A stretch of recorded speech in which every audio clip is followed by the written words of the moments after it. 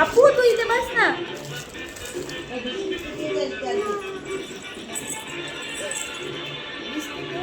मनात नको बस. इथे बस. इथे बस. Okay baby. ब्रेड खाणार तू? मी बोलून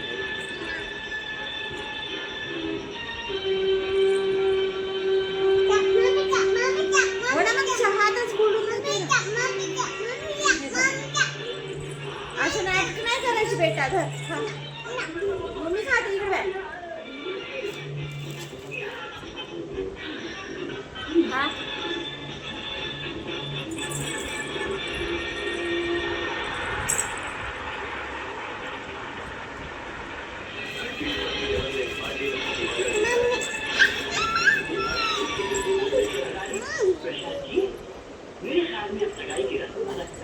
उगलेली इथं पकड इथं.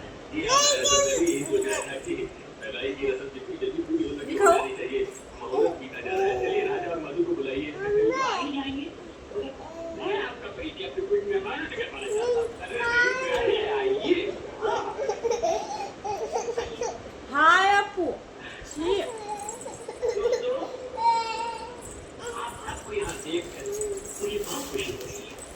सगाई की रस्म अदा होने से पहले मैं आपको अपने होने वाले स्वामी हजारी प्रसाद जी अजीब और गरीब हस्ती इनकी महानता के बारे में अगर मैं दो लफ्ज करूं तो दुआ कोणी माझ्याकडे पार्लेजी बिस्किट आणून दिलं आणि बाकीचे तिने घेतले. आपू काय खाते तू? बिस्किट नाही खायचं. इकडे बा पिल्लू. काय काय झालं? काय तिकडे? काय तिकडे? भुरे. आई काय करते? आपू एकच बिस्किट घेतलं तिने याच्यातलं. एक नाही दोन घेतले वाटते आणि बाकीचं माझ्याकडे आणून दिले. मम्मा तू खा म्हणते. मम्मा तू खा असं चाललंय तिचं. तिकडे आई चहा बनवते. आता आम्ही चहा घेणार मस्त. आत्ताच झोपेतून उठलो. आपू देऊ तुला अजून बिस्किट? नको.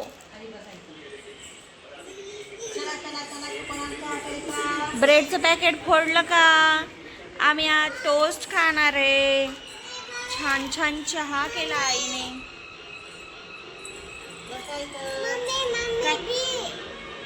बिस्किट. हे काय बिस्किट? वाव.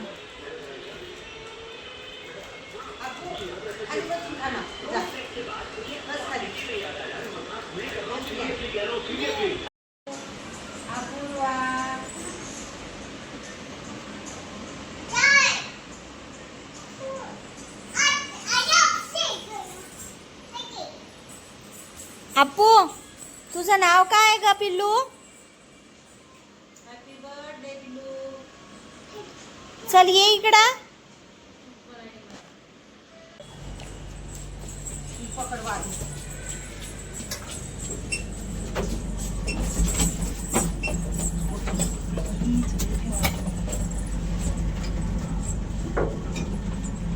आपू कोण दिला बलून? कोणी दिला? आईने दिला.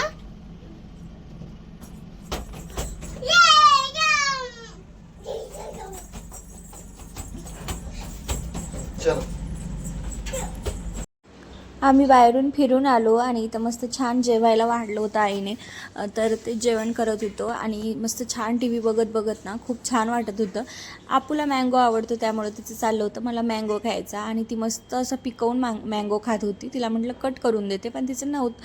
ती म्हणत होती की नाही मम्मा मला असाच खायचा म्हणून ती तसंच खात होती. सर्व शर्ट पॅन्ट तिने खराब तर केलंच आणि नंतर मग माझ्याकडे देऊन टाकला तिने मँगो.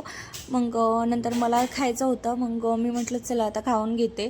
आणि ना तिला मँगो दिला ना की ती मला देतेच. कधी पण दिला ना तिला तर ती मला देतेच थोडंसं.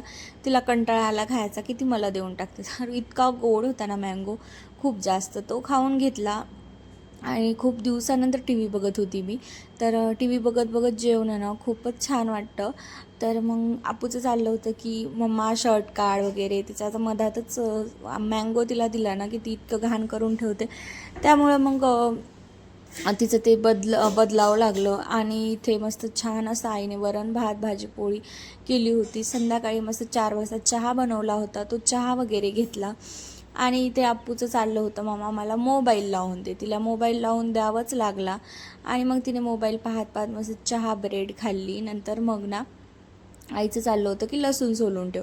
तर मग मी एवढा मोठा लसूण सोलून ठेवला. आणि मग ना मला लसूण सोलायला खूप जास्त आवडतो, त्यामुळं ते काम माझ्याकडेच लावते आई.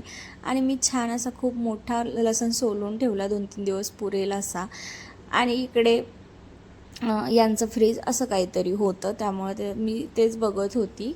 नंतर मग ना कपड्याच्या घड्या घालायच्या होत्या. तर मम्मीला म्हटलं की आता जाऊ दे, मी घालून घेते, एवढं काम मी करते.